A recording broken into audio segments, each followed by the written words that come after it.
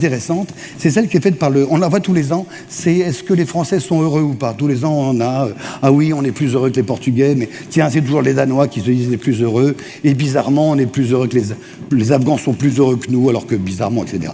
L'intéressant c'est que TNS Sofrest en a profité pour faire une grosse étude, grosse enquête, 4000 personnes, pour leur demander, leur poser un tas de questions.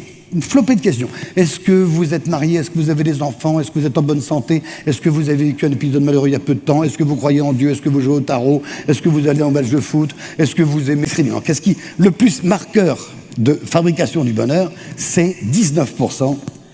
Le sentiment de contrôle de soi. Le sentiment de contrôle de soi ou de la société. Ce que les Américains appellent l'empowerment. Les psychologues parlent du locus interne, locus externe. Locus interne, c'est quand je me dis ce qui m'arrive, en bien ou en mal, c'est à cause de moi, ou grâce à moi.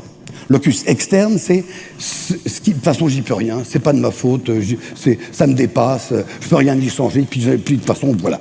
En gros, quand on dit oui, je suis maître de ma vie, on est heureux. Quand on dit ça me dépasse, j'y peux rien, on est malheureux. Et ça est très en lien avec le lien social.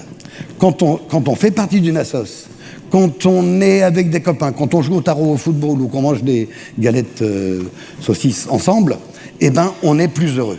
C'est l'empowerment. C'est le fait de se dire, en fait, l'idée, elle est de se dire, je suis maître de mon destin, je peux changer la vie, je suis autonome, je suis responsable, là, on est heureux. Quand on dit, je suis pas responsable, j'y peux rien, ça me dépasse, là, on est malheureux. Alors, je vous propose maintenant de